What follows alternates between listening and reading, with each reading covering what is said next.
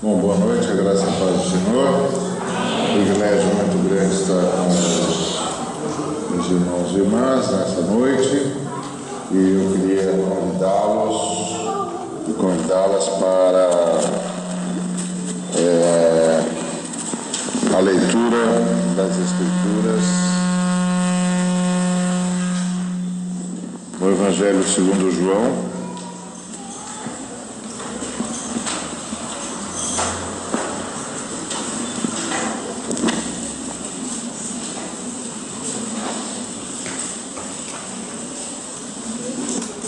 Capítulo de número 4. Evangelho segundo João, no capítulo de número 4.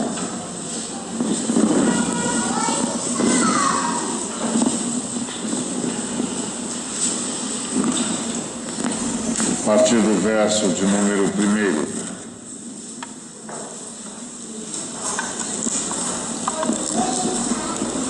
Quando, pois, o Senhor veio a saber que os fariseus tinham ouvido dizer que ele, Jesus, fazia e batizava mais discípulos que João,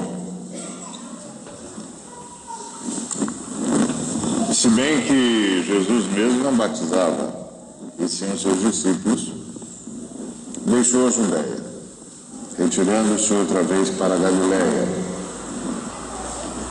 E era-lhe necessário atravessar a província de Samaria.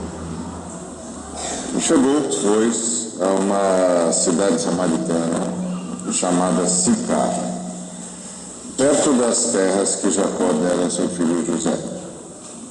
Estava ali a fonte de Jacó.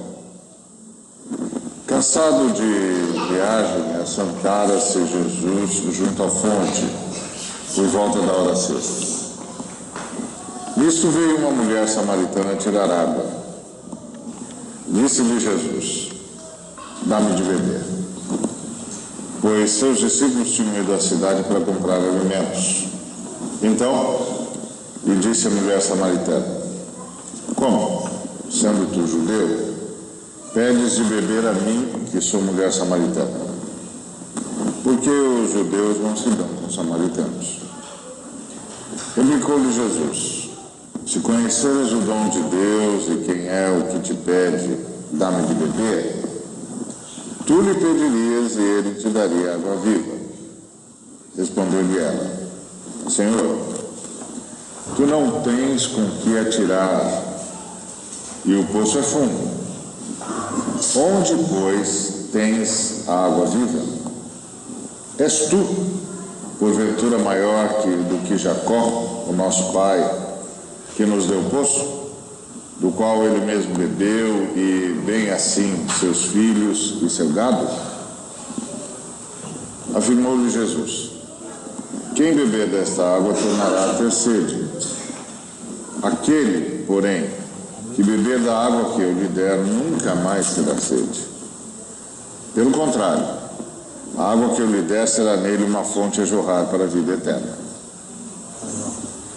Disse-lhe a mulher: Senhor, dá-me dessa água para que eu não tenha mais sede, nem precise vir aqui buscá-la. Disse-lhe Jesus: vai, chama teu marido e vem cá. Ao que lhe respondeu a mulher: não tenho marido. Replicou-lhe Jesus: bem disseste, não tenho marido, porque 5 maridos já tiveste, e esse que agora tens não é teu marido. Isto disseste com verdade. Senhor, disse-lhe a mulher, vejo que tu és profeta. Nossos pais adoravam neste monte. Vós, entretanto, dizeis que em Jerusalém é o lugar onde se deve adorar.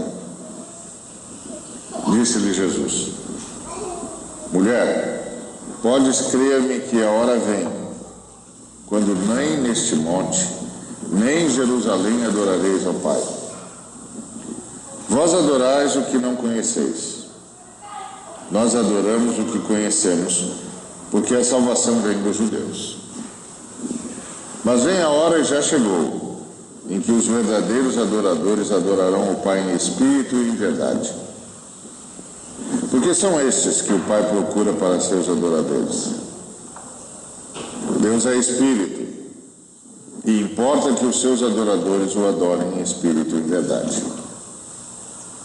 Eu sei, respondeu a mulher, que há de vir o Messias, chamado Cristo. Quando ele vier, nos anunciará todas as coisas.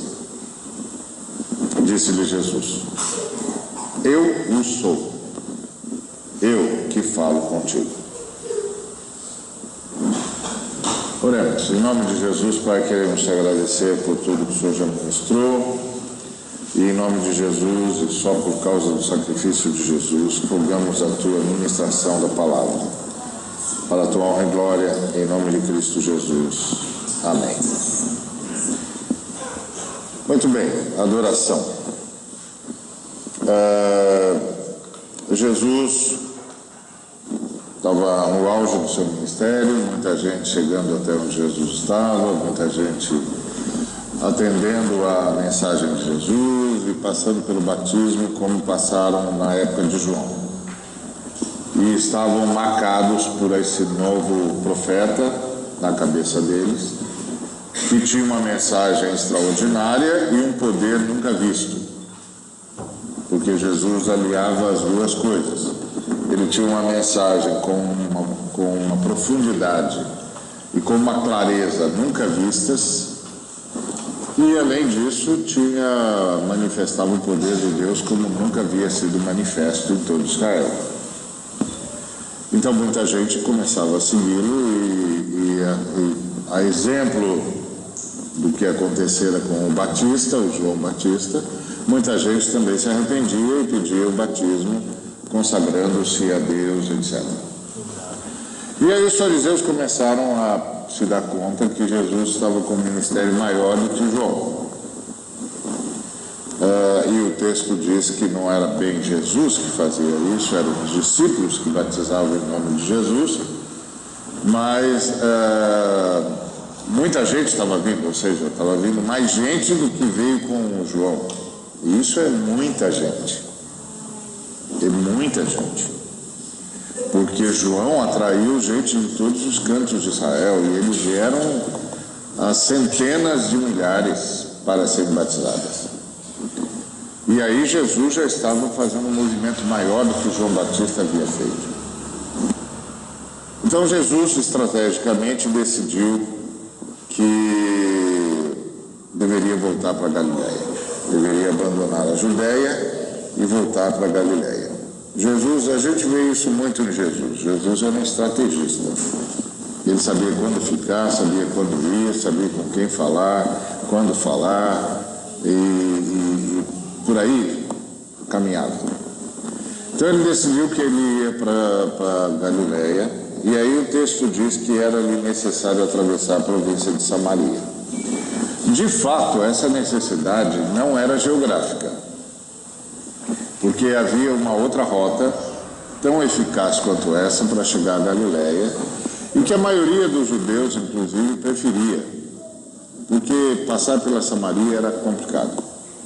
Os samaritanos, os judeus não se davam, os judeus não achavam que os samaritanos eram do povo eleito, os samaritanos achavam que eram das 10 tribos, e por aí vai. Então, ficava aquela celeuma, e então passar por ali era muito perigoso. Então os discípulos, os judeus geralmente iam por outro caminho, atravessavam o Jordão, subiam pela Pérea e pronto.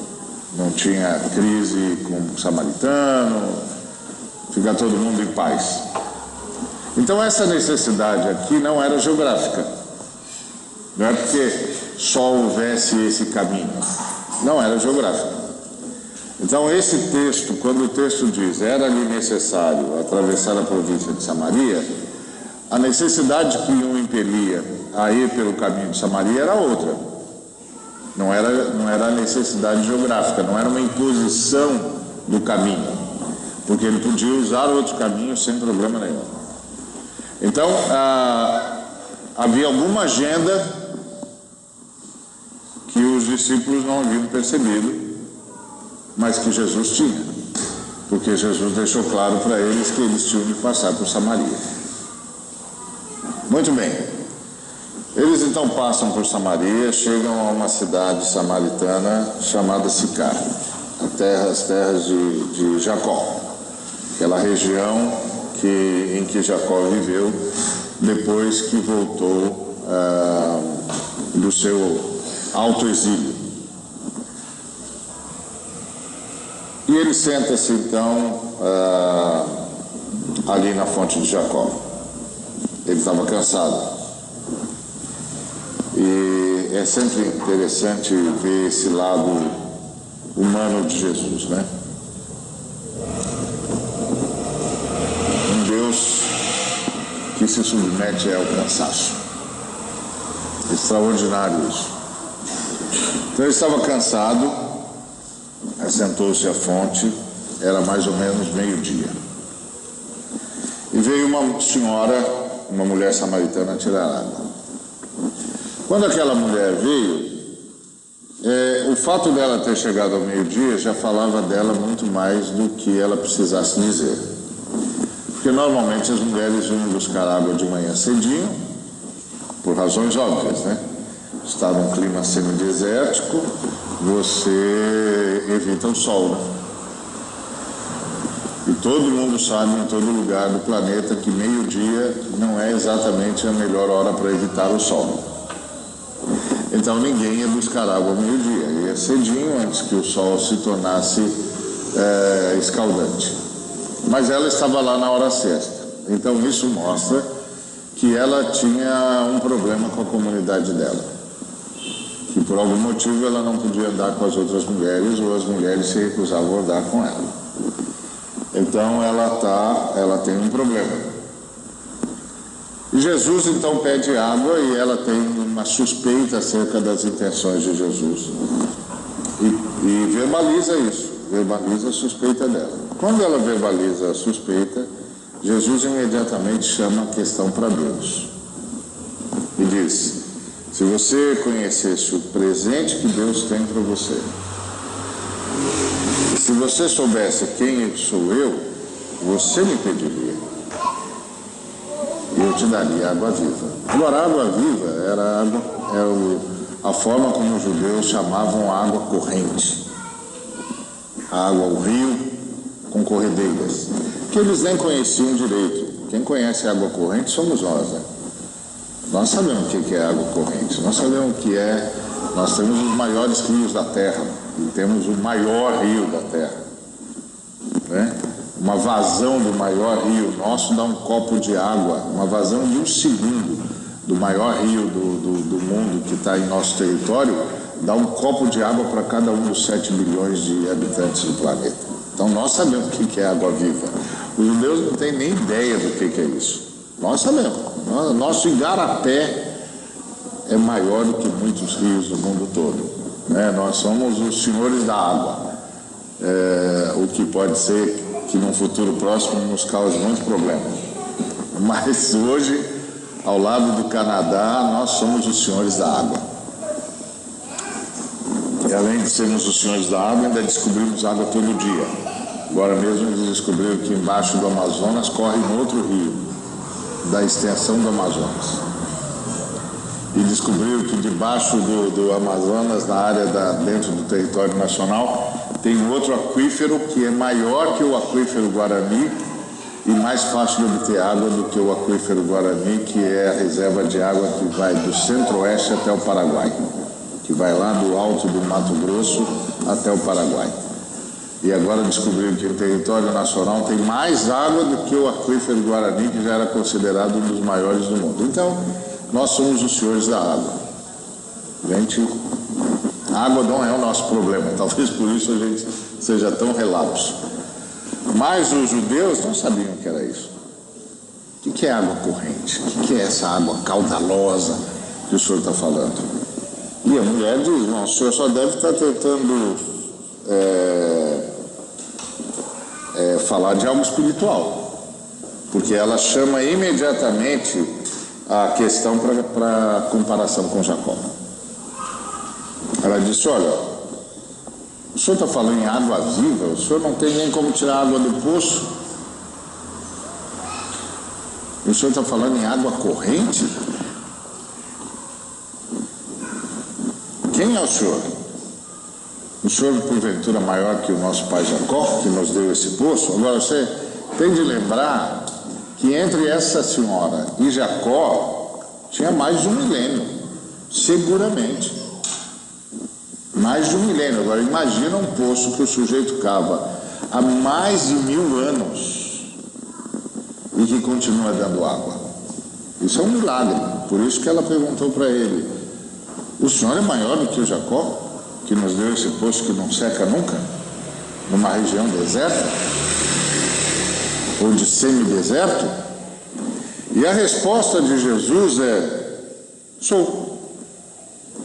eu sou maior do que Jacó, porque quem beber da água que o Jacó providenciou volta a ter sede, mas quem beber da água que eu lhe der nunca mais terá sede. Pelo contrário, a água que eu lhe der será nele uma fonte que vai jorrar para todo sempre. Então, a mulher disse: puxa, então me dá essa água. Essa mulher é muito inteligente, ela é brilhante, na verdade, porque ela vai conversando com Jesus em termos teológicos de igual para igual. Quando Jesus diz: se você soubesse quem eu sou, você me pediria e eu te daria água viva, ela diz: opa, do que o senhor está falando? O senhor está falando de alguma coisa espiritual. O senhor é maior do que Jacó, que deu esse milagre aqui? E Jesus diz: sou. Aí ela disse: ok, então me dá dessa água. Aí Jesus diz: vai, chama o teu marido e vem aqui. Porque os rabinos só revelavam segredos espirituais para os homens. As mulheres não tinham acesso às lições espirituais. Só os homens podiam ter acesso às lições espirituais. E aí contavam para suas filhas e para sua esposa. Então, Jesus disse: então, vai buscar o seu marido. Aí essa mulher disse: olha, eu não tenho marido. Em outras palavras, ela está dizendo para Jesus: ó, se você quiser falar comigo, é comigo que você vai falar. Eu não tenho ninguém que fale por mim e eu não vou buscar ninguém. Isso, naquela época, era de uma petulância assustadora. Essa mulher é a precursora da emancipação feminina. E ela enfrenta Jesus de igual para igual. Aí Jesus diz: pois é, você está certa. Você não tem marido para chamar mesmo. Você já teve 5. Mas agora você vive com alguém que não é seu marido. Você não tem mesmo quem chamar. Aí ela leva outro susto. Bom, então o senhor é profeta. Estou vendo que o senhor é profeta. E aí ela diz: nossos pais adoravam nesse monte, vós, entretanto, dizeis que em Jerusalém é o lugar onde se deve adorar. E aí parece que ela mudou de assunto. Porque Jesus está falando de água viva, está falando de fonte que jorra pela eternidade. Aí ela diz que isso aí é muito interessante, mas precisa ser maior do que Jacó para alguma coisa assim. E ele diz: eu sou, porque o que eu tenho para apresentar para você mata a sede para sempre, vira uma fonte a jorrar para a vida eterna e tal. Ela diz: bom, então eu quero essa água. Aí Jesus diz: vai chamar o seu marido. Ela diz: não tenho marido. Ele disse: exato, não tem mesmo. Você já teve 5 e esse que você tem não é seu mesmo. Você falou a verdade. Ela falou: opa, o senhor é profeta. E aí diz: pois é, nossos pais adoravam nesse monte, que é o Monte Gerizim, porque quando houve a separação das 10 tribos e as 2 tribos que ficaram ao sul, Judá e Benjamim, as outras 10 que ficaram no norte, o problema dos reis do norte é que o templo ficava no sul. Então o pessoal ficava atravessando a fronteira. E um dia esse negócio não vai prestar, de tanto atravessar a fronteira, né? a divisão das duas tribos, das duas nações vai acabar. Então eles criaram um centro de adoração no norte. E o centro de adoração que eles criaram no norte era no Monte Gerizim. Fizeram um outro templo, um outro tabernáculo, sem Arca da Aliança e tal, mas onde se fazia o holocausto seguindo as leis de Moisés. Muito bom. Aí ela diz: nossos pais adoravam nesse monte, vocês, entretanto, dizem que em Jerusalém não se deve adorar. Então, quando você vê a mulher falando isso, você diz: ué, ela mudou de assunto. Aí você pensa: Jesus vai trazer ela para o assunto principal agora. Mas ele não traz. Ele não traz. Ele diz assim: mulher, pode crer-me que a hora vem quando nem nesse monte, nem em Jerusalém adorareis. Vós adorais o que não conheceis, nós adoramos o que conhecemos, que a salvação vem dos judeus. Ou seja, não só Jesus entrou no assunto que a mulher inaugurou, como ainda defendeu os judeus. Ainda fez apologética. Ainda disse: não, vocês não sabem nada de Deus, quem sabe de Deus somos nós, a salvação vem da gente, então não tenta me enrolar, você não sabe disso. O lugar é lá em Jerusalém. Aí você pensa: mas Jesus, o senhor caiu nessa esparrela, o senhor estava aqui para anunciar a vida eterna para essa moça começa a discutir teologia com o senhor entra no assunto. E aí ele diz: olha, vocês adoram o que não conhecem, nós adoramos o que conhecemos, que a salvação vem dos judeus. Banca a fé dele, que é um outro lado interessante de Jesus, né? Que Jesus não é esse sujeito calmo, sereno e tranquilo, que qualquer coisa serve. Não é qualquer coisa que serve não, minha filha. Você está errada, não é aqui, é lá em Jerusalém, você não sabe quem você está adorando, nós sabemos, a salvação vem dos judeus, então vamos resolver esse assunto agora. E aí ele diz: mas vem a hora, e já chegou, em que os verdadeiros adoradores adorarão o Pai em espírito e em verdade. Porque são esses que o Pai procura. O Pai está procurando adoradores, e está procurando adoradores em espírito e verdade, porque Deus é espírito e importa que seus adoradores o adorem em espírito e verdade. Aí você pensa: pronto, Jesus também mudou de assunto, entrou em outra conversa, está falando sobre adoração, defendeu o judaísmo. Não entendi o que foi que Jesus fez aqui. E a mulher ainda diz assim: olha, eu vou esperar o Messias. Eu sei que vem o Messias, chamado Cristo, quando ele vier, nos anunciará todas as coisas. Então eu vou esperar o Messias. Aí Jesus disse: eu sou, eu que falo contigo. Aí chegam os discípulos e ela vai embora. E você fala: ué, que conversa é essa, senhor? Não. Por que a gente diz isso? Porque a gente precisa de uma informação. Qual é a informação? O que significava adoração para eles?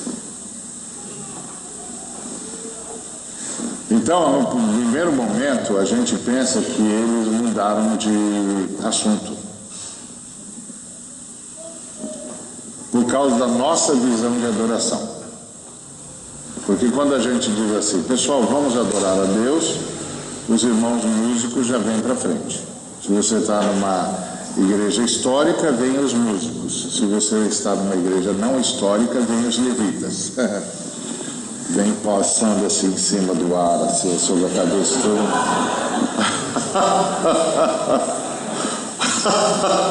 É até bonito de ver, né? Porque não é todo dia que a gente vê gente flutuando.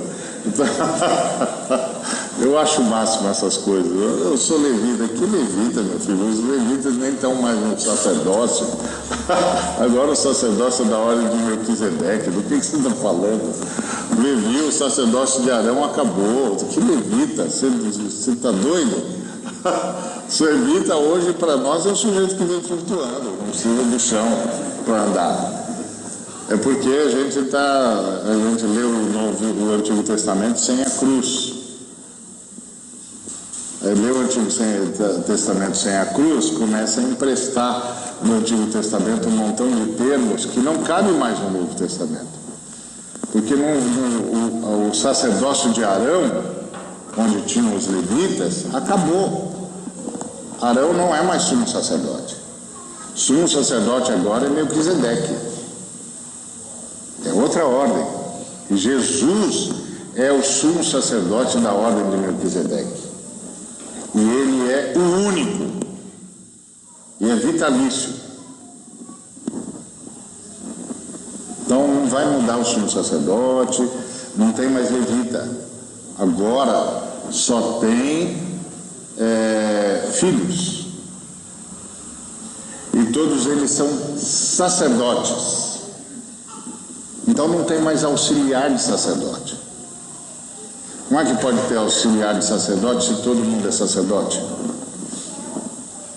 Não tem mais levita. Não precisa, porque não tem mais espaço para levita.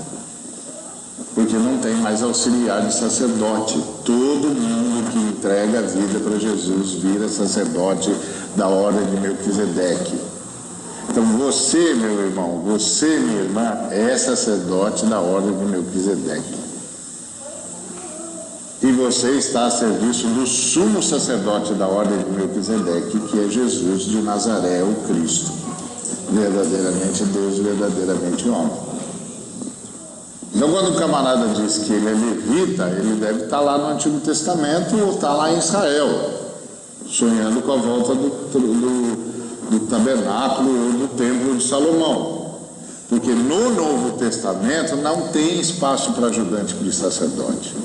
Porque no Novo Testamento todo mundo é sacerdote. Todo mundo é sacerdote da ordem de Melquisedeque. E Jesus é o sumo sacerdote, e todos nós somos sacerdotes dele, a serviço dele. Então não tem mais espaço para levita. Então antes os levitas cantavam, agora são sacerdotes que cantam. Antes os levitas cuidavam dos detalhes, agora Jesus deu uma nova ordem. Quero os sacerdotes fazendo tudo. Tudo na minha casa só pode ser feito por sacerdote. Então não tem mais espaço para levita. Então se você gostaria de ser levita, eu tenho de dizer para você que não tem mais esse emprego no reino de Deus. Essa função acabou. No reino de Deus não tem mais a função de levita, acabou. Só tem de sacerdote. Serve. Se serve, você é muito bem-vindo. Se não serve, que pena, essa outra não tem mais. Isso acabou. Então, mas tudo bem, os irmãos gostam, eu acho legal, tá tudo bem. Vai cantar para Jesus? Vai. Então vem levitando, vem andando, vem cavalgando, vem como você quiser, vem por avião, por navio, não importa. Está vendo para cantar para Jesus, está tudo bom. Então, parece que a mulher mudou de assunto e Jesus entrou no assunto dela. Porque para nós adoração é cantar. Ou então entoar, falar, elogiar a Deus. Mas para o pessoal no tempo de Jesus não era não. No tempo de Jesus, quando alguém dizia assim, eu vou adorar a Deus, todo mundo que ouvia isso sabia o que ele estava dizendo. E o que é que ele estava dizendo? Ele estava dizendo, pequei contra a lei de Deus, pequei contra Deus. Estou indo ao templo levar o meu sacrifício para satisfazer a justiça de Deus, porque eu pequei. Isso é que era adorar a Deus. Então, quando aquela mulher disse para Jesus, nossos mestres diziam lá em Jerusalém, o que ela estava dizendo para Jesus é o seguinte, eu sei que eu tenho um problema para resolver com Deus. Só que ninguém mais sabe onde é que se resolve esse problema com Deus. Os nossos mestres diziam que a gente resolvia esse problema com Deus aqui no Monte Gerizim. Vocês dizem que só pode ser feito em Jerusalém. Ou seja, ninguém sabe como resolver isso. Esse negócio faliu. Essa religião faliu. Aí Jesus disse: não, senhora. Não, senhora. A senhora está muito enganada. O lugar de levar o holocausto é lá em Jerusalém. Porque nós adoramos o que conhecemos e vocês adoram o que não conhecem. E a salvação vem de nós, os judeus. Então você tinha de ir para Jerusalém. Só que é o seguinte: chegou uma nova era. Chegou uma nova hora. E a nova hora que chegou é a seguinte: qualquer pessoa que precisar pedir perdão ao Pai, vai poder pedir perdão ao Pai em qualquer lugar, a qualquer hora, em qualquer momento. Em espírito. Deus está em tudo isso aqui, Deus está tudo aqui. Está em tudo isso aqui.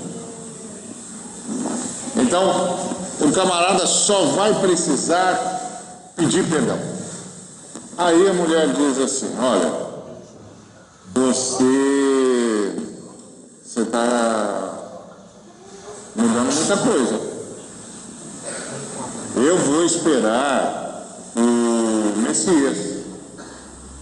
Eu vou esperar o Messias. Quando o Messias vier, ele vai resolver esse problema de como é que a gente resolve essa situação. Por que ela estava dizendo isso para Jesus? Porque Jesus estava mudando muita coisa. Porque ela poderia virar para Jesus e dizer: bom, então o senhor está me dizendo que não precisa mais do templo? É isso que o senhor está me dizendo? Que não precisa mais de templo, nem aqui, nem em Jerusalém? E Jesus diria para ela: exato, não precisa mais de templo. Aí ela faria uma outra pergunta para Jesus: tá bom, vamos supor que não precisa mais de templo.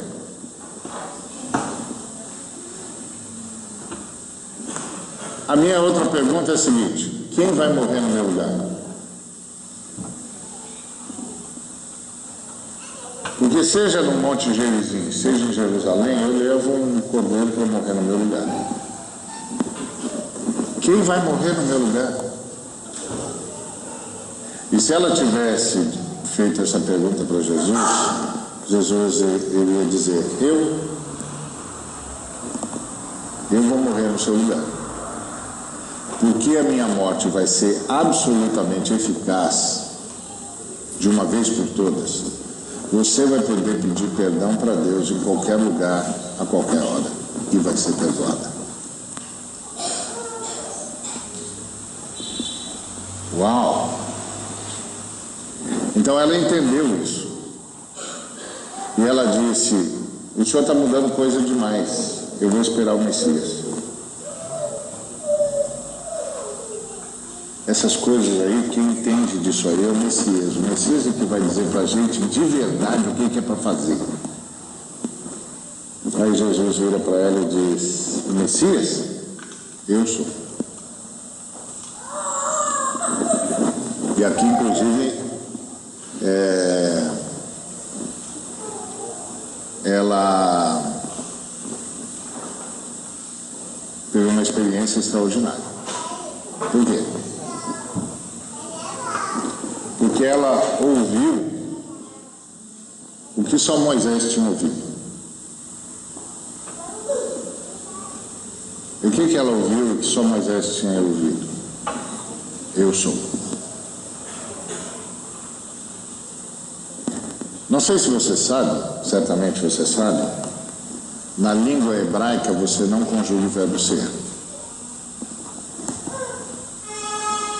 Os que falam hebraico não falam eu sou. Por quê? Porque só Deus pode conjugar o verbo ser. Quando a Bíblia diz, não tomarás o santo nome de Deus em vão, a gente pensa assim, não pode falar Javé, não pode falar Jeová, não pode falar Iavé, não pode falar o nome de Deus. E alguns, inclusive, dizem, não pode falar Deus. Não. Não pode falar eu sou. Então, como você pode ver, nós tomamos o nome de Deus em vão todo dia. Porque só Deus é.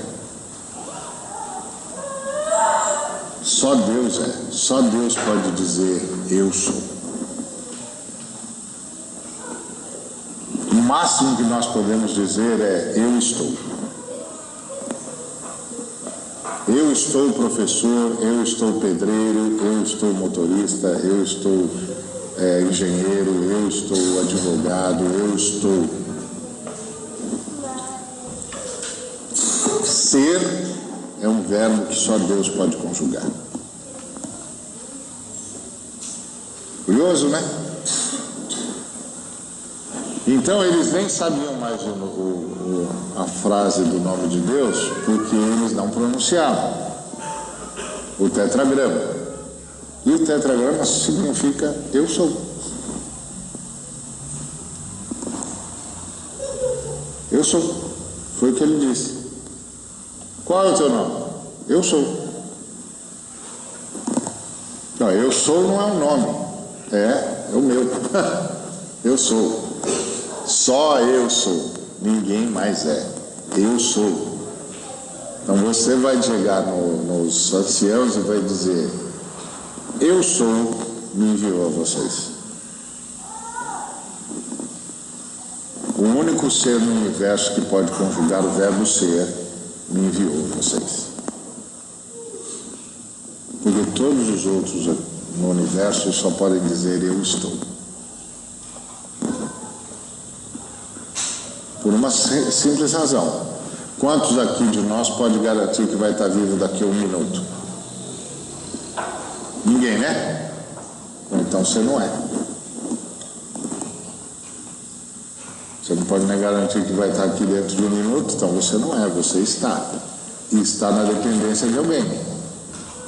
Você está torcendo que esse alguém ache importante manter você mais 1 minuto aqui. Tá certo? Então toda vez que eu e você fazemos uma marcação de agenda, nós estamos fazendo um exercício de esperança. Tá certo? O camarada disse para mim assim: então Ari, amanhã tudo certo? Eu digo: bom,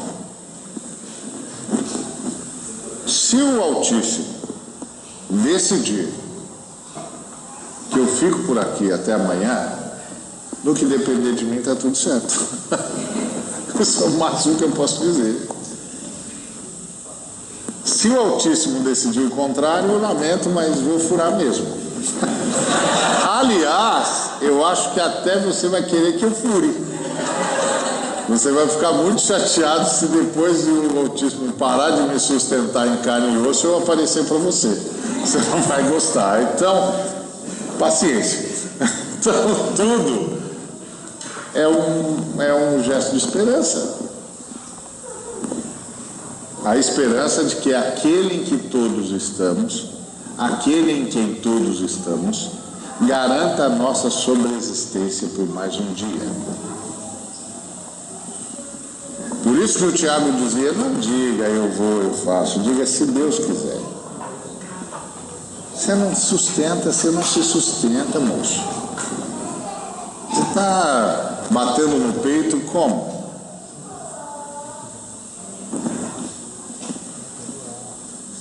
Desculpa, mas não vai dar para acreditar em você. Você não se banca, homem. Então vamos fazer o seguinte: preciso me encontrar com você amanhã, eu oro por você, você ora por mim. Eu oro: Senhor, sustenta ele mais um dia, vai. E você pede o mesmo por mim: ó, Senhor, sustenta ele mais um dia, a gente precisa bater papo. Tá certo? Vamos fazer esse exercício de intercessão mútua. Então, Aquela mulher ouviu Jesus dizendo: eu sou. Ela ouviu a palavra sagrada. Só Moisés tinha ouvido.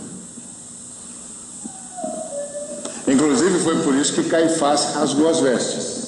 Lembra que o Caifás perguntou para Jesus: você é o Filho de Deus? E ele disse: eu sou. Quando ele disse eu sou, o Caifás rasgou as vestes e disse: nós não precisamos ouvir mais nada. Ele blasfemou. Por que ele blasfemou? Porque ele falou a palavra sagrada, que só Moisés tinha ouvido.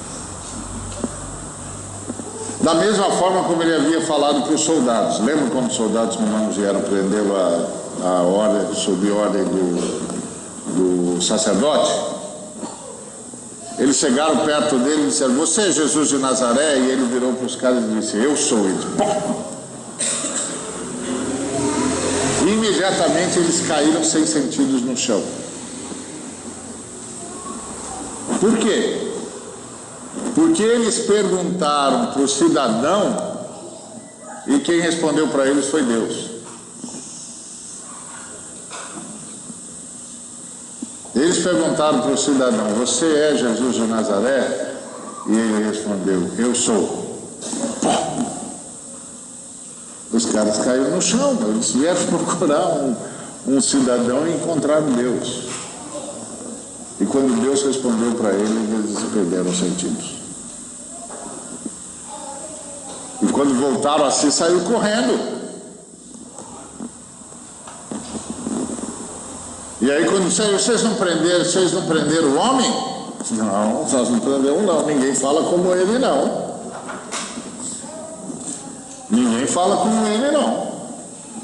Nós não prendemos não. O sujeito respondeu para a gente caiu no chão desmaiado. Imagina se a gente resolve tocar no homem. Porque essa coisa é da presença de Deus, certo? O Senhor, nosso Deus, está aqui. Amém? Mas Ele está aqui de um jeito que a gente pode conversar. Se Ele aumentar a densidade da presença dEle, nós vamos cair de joelhos. Se Ele aumentar a densidade da presença dEle aqui, nós vamos botar a cara no chão.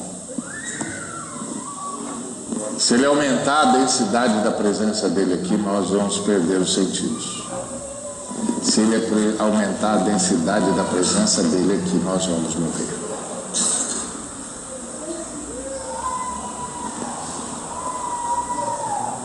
Então Deus está aqui, mas está de um jeito que a gente ainda pode exercitar as nossas consciências. Se Ele aumentar a densidade da presença dEle, nós vamos ficar todo mundo de joelho.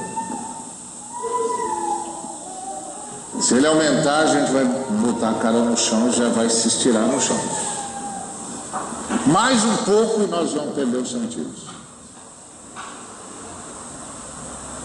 E se a glória dEle invadir aqui, a gente morre.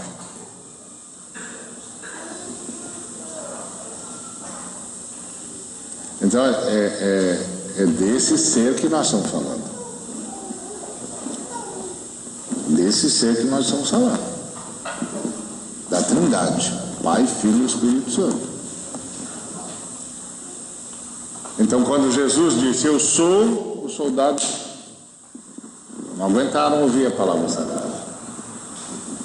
Então Jesus disse para a mulher: eu sou. E aí os discípulos chegaram e ela foi embora. Bom, mas voltamos à nossa questão da adoração. Naquele tempo, oração era ir pedir perdão a Deus. Adoração era ir pedir perdão a Deus. E hoje? Nós somos criaturas, certo? A Trindade é o Criador. Como criaturas, nós somos menores do que o Criador. Natural, né? Isso é o óbvio ululante. Somos criaturas, somos menores do que o Criador. Só que tem um problema.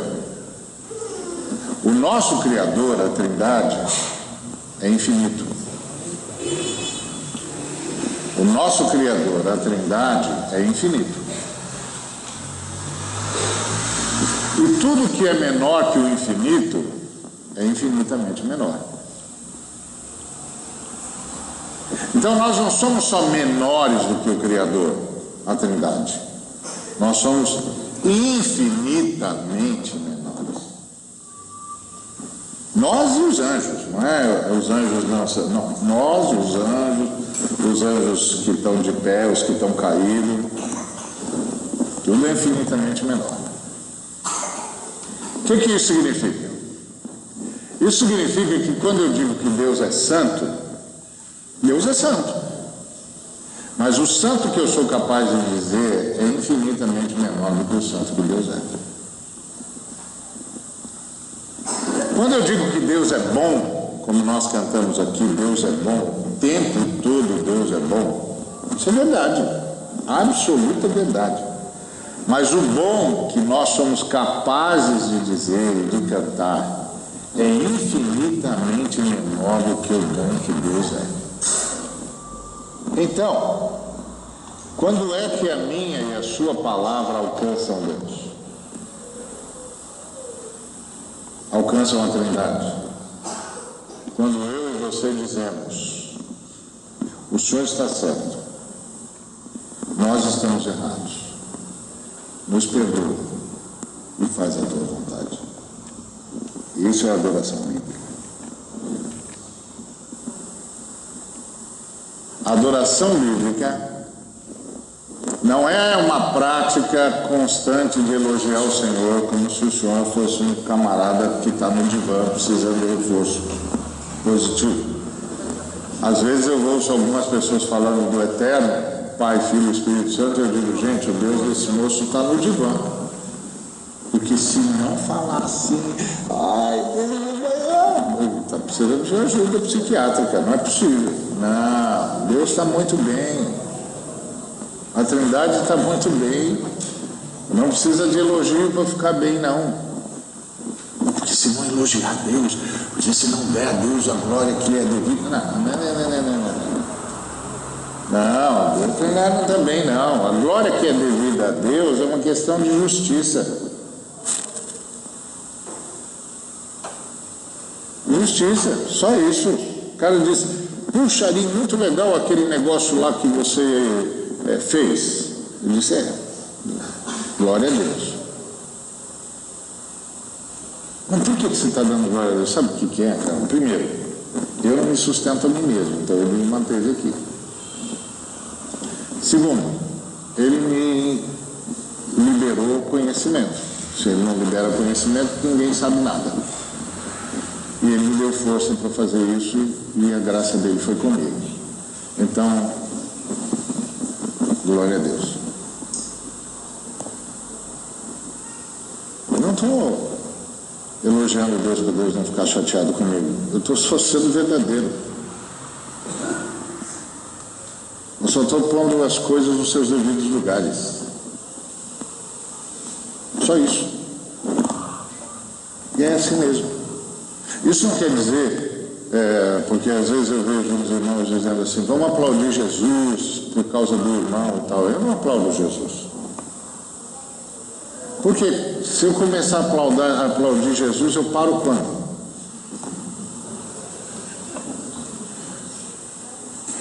Haja mão para isso, meu filho. Haja mão para isso. Tá bom, então eu vou começar a aplaudir Jesus. Eu vou parar quando? Quando eu terei aplaudido Jesus o suficiente?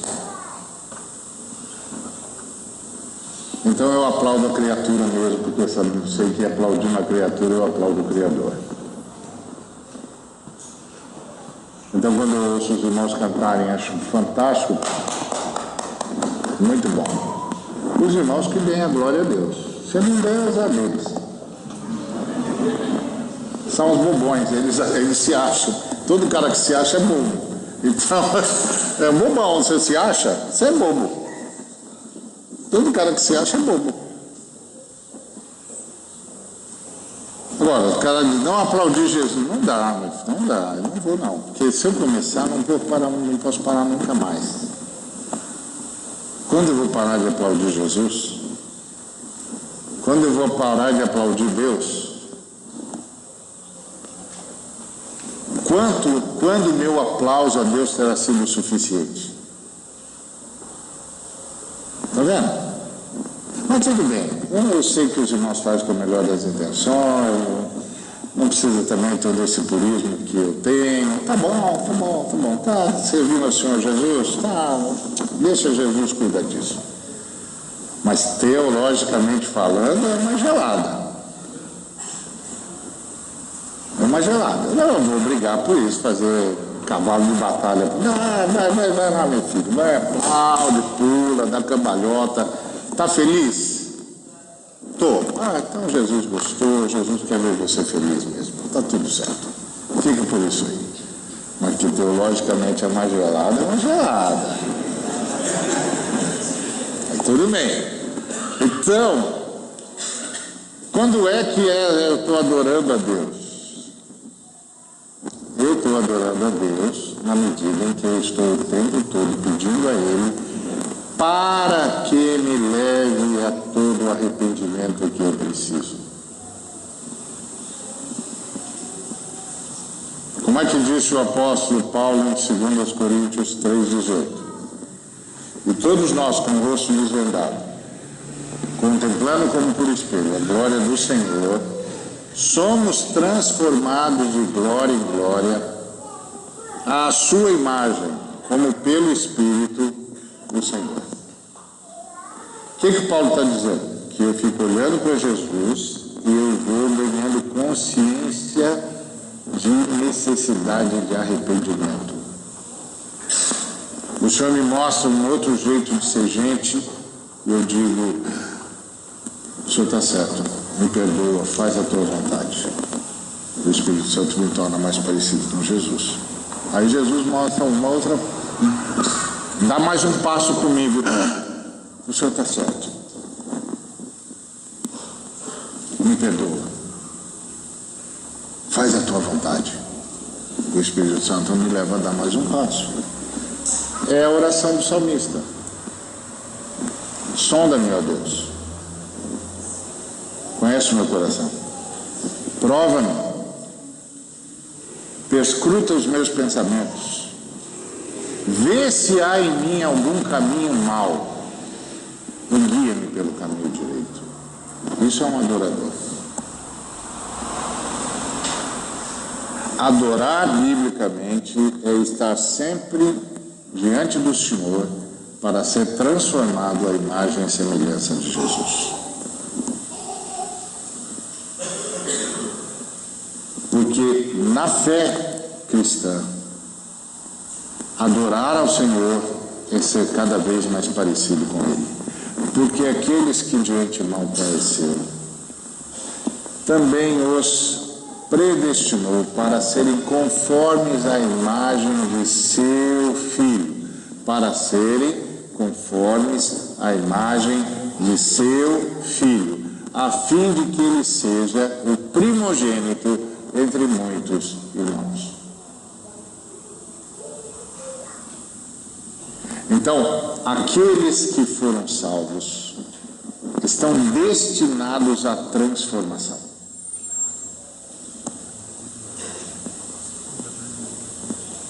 A transformação qual?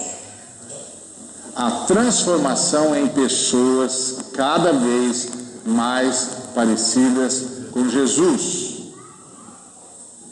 Porque o Pai quer levar Jesus, mudar Jesus de status. Aliás, já mudou. De unigênito para primogênito. Porque quando o Senhor Jesus veio e se apresentou a nós, ele disse: porque Deus amou o mundo de tal maneira que deu o seu Filho unigênito, para que todo aquele que nele crê não pereça, mas tenha a vida eterna. E aí o Espírito Santo, por meio do apóstolo Paulo, disse aos romanos: os que de antemão Deus conheceu, também os predestinou para serem conformes à imagem do seu Filho, a fim de que ele seja o primogênito entre muitos irmãos. Ou seja, o pai quer ter muitos filhos.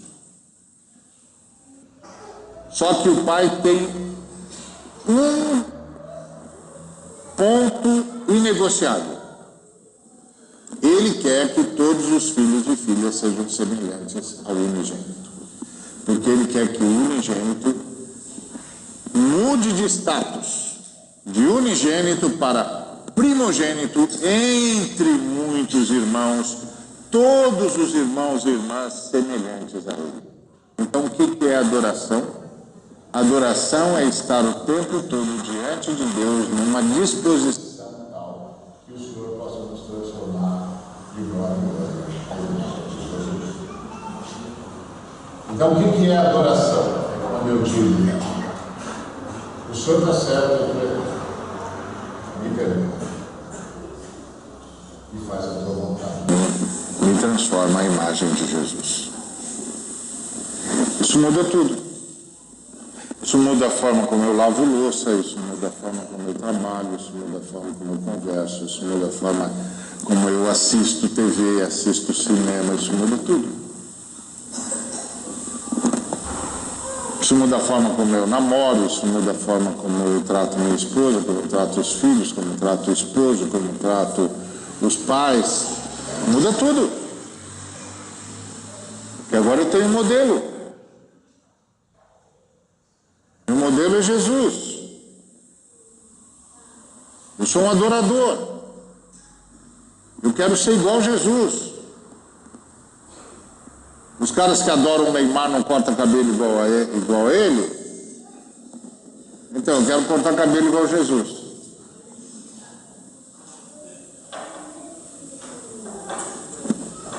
Isso ponto. Eu quero ser cada vez mais parecido com ele. Como o negócio de Jesus não passa por cabelo, passa por outra coisa, por caráter, por jeito de ser gente. O jeito de se relacionar como gente, o jeito de se relacionar com gente, o jeito de se relacionar com o Pai. Então, imitar Jesus passa por outro elemento. E como eu não posso imitar Jesus pela minha própria força, eu preciso do Espírito Santo para me tornar cada vez mais parecido com Ele.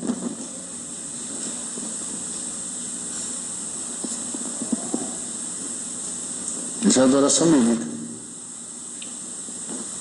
A marca da igreja do Cristo. Os caras que são de Cristo, homens e mulheres, vivem isso. Então, você nunca vai encontrar um camarada do Cristo dizendo assim, não, isso aqui é minha privacidade, meu direito. Os caras de Cristo não falam assim.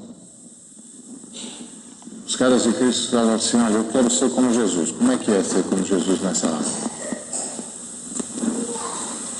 Mas ser assim. Então, ore por mim, que eu vou me colocar diante do Senhor para ser assim. O Senhor está certo, eu estou errado. Seja feita a vontade do Senhor.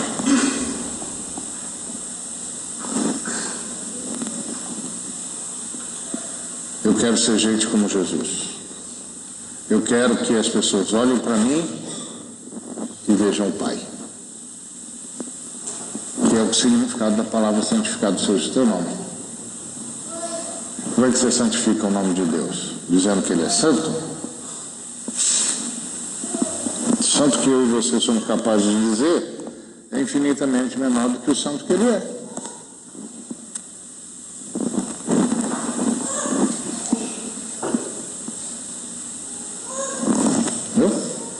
Por exemplo, o José do Egito, ele santificou o nome do pai. Quando a esposa do Potifar chegou para ele e disse, meu amigo, meu marido, você já toma conta de tudo, você vai tomar conta de mim também. Você vai mandar aqui, o Potifar não precisa saber disso. Ele disse, eu temo o Senhor.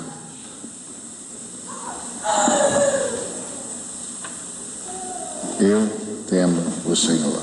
Não posso fazer isso com ele. O quê? Você vai perder essa oportunidade só por causa do seu Deus? Exato. É porque Jesus não faria, eu também não faço, não. Eu vou embora. Mas olha o que você está perdendo.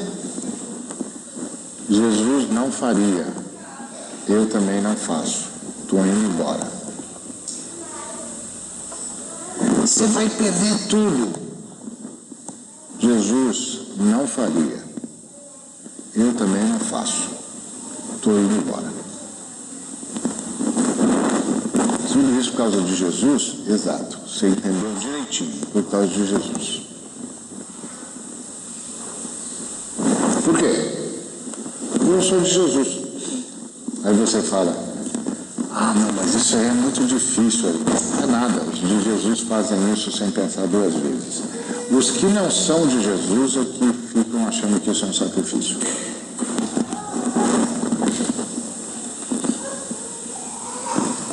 Tem muita gente no meio da instituição chamada igreja que não é de Jesus. Então essa gente acha difícil mesmo.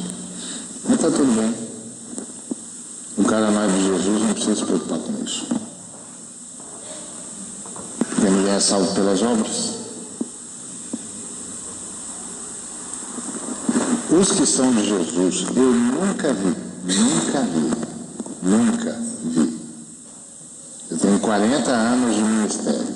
Eu nunca vi um cara de Jesus perguntar para mim assim, escuta, Ari, quanto eu posso fazer sem que eu perca Jesus?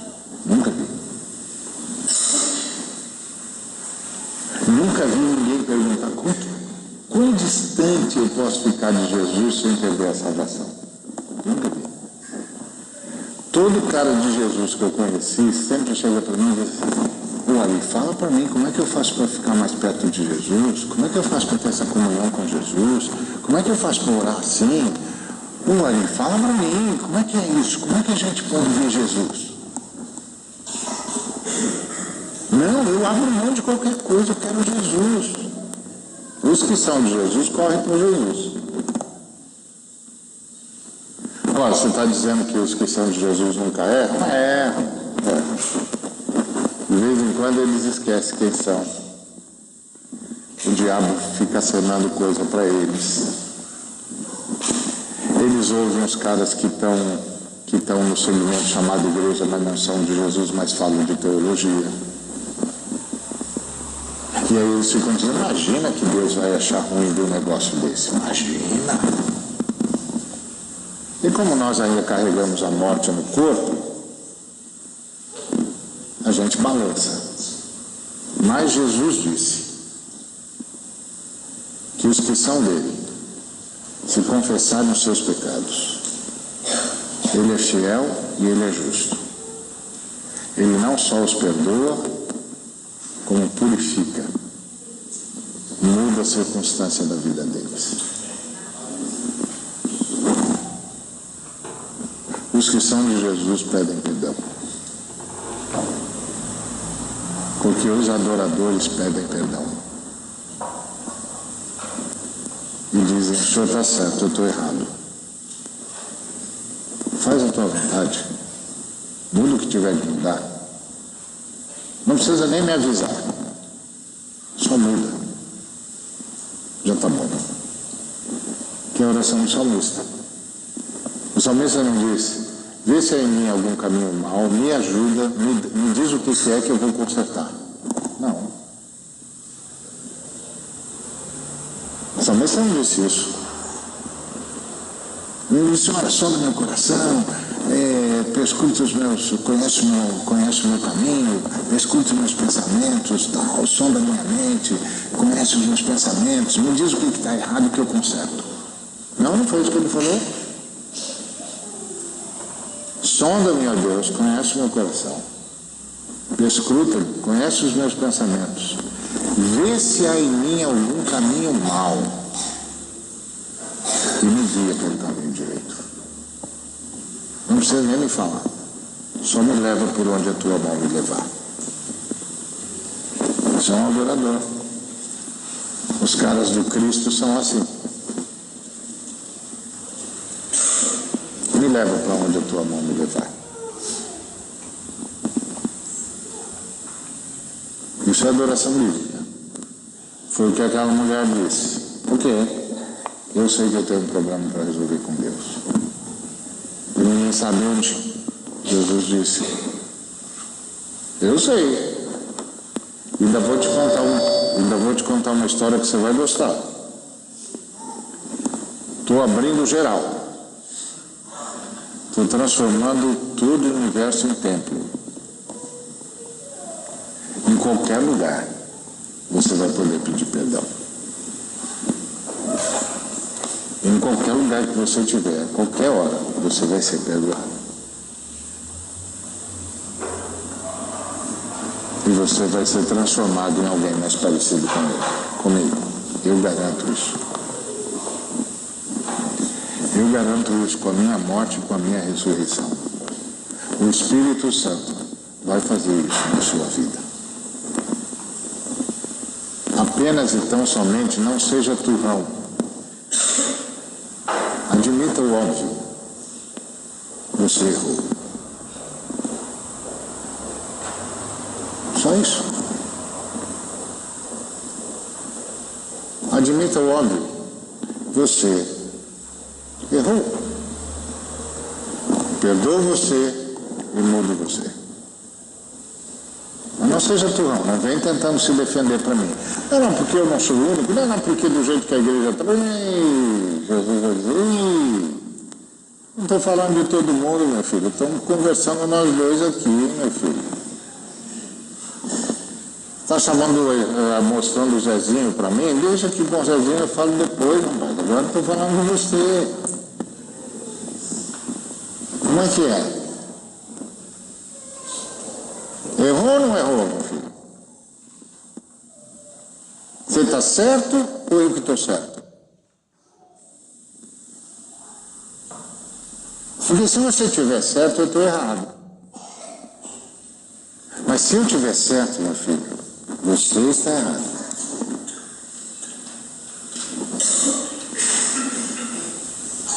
Mas fica tranquilo, que eu vim para perdoar e para transformar. Agora, só perdoa se você admitir que errou, senão você não precisa de perdão, né? Quem tem uma boa razão para fazer o que fez, não precisa de perdão. Jesus só leva para o céu quem concorda com ele que merece ir para o inferno. Bota isso na sua cabeça. Você quer ir para o céu de Jesus? Você tem de concordar com Jesus que merece o inferno. Você tem de dizer, o senhor está certo, a minha natureza é cheia de problema, estou cheio de problema aqui dentro. Nem eu me aguento, quanto mais o senhor não me aguentaria um dia. Se o senhor me mandar para o inferno, está certo, é isso mesmo que eu mereço. Eu sou esse cara aí. Na minha natureza, está tudo errado. Está tudo errado. Não tem a ver com o que eu fiz ou deixei de fazer. Tem a ver com o que eu sei que está dentro de mim, que eu posso fazer, mesmo que eu nunca faça. Então o senhor está certo, a minha natureza é um problema. Se o senhor me deixar no inferno, é isso aí mesmo, o senhor está certo. Mas, se o senhor pode ter piedade de mim, tem piedade de mim.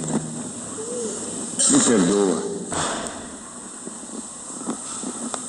Muda a minha natureza. Coloca a natureza do último Adão, que é Jesus, em mim. Começa tudo de novo aqui dentro. Eu quero ser igual a Jesus. E para isso eu sei que eu preciso de uma nova natureza. E eu preciso do teu Espírito dentro de mim. Aí que começa a nossa vida. E aí o Espírito vai mostrando mais de Jesus e a gente vai dizendo, Jesus não teria feito isso com a minha esposa. Jesus não teria falado assim com meu filho. Jesus não teria feito assim. Aí o Espírito Santo não mostra isso para eu ficar me atormentando. Mostra isso para eu dizer, o senhor está certo, eu estou errado, me transforma. E aí eu peço perdão para quem eu tenho de pedir perdão e vou em frente. Porque aquele camarada não vai aparecer nunca mais. Jesus cuidou dele. Isso é adoração bíblica. Isso é adoração bíblica. Aí com isso, em andamento, a gente pode cantar louvores ao Senhor sem problema. Que Deus nos abençoe.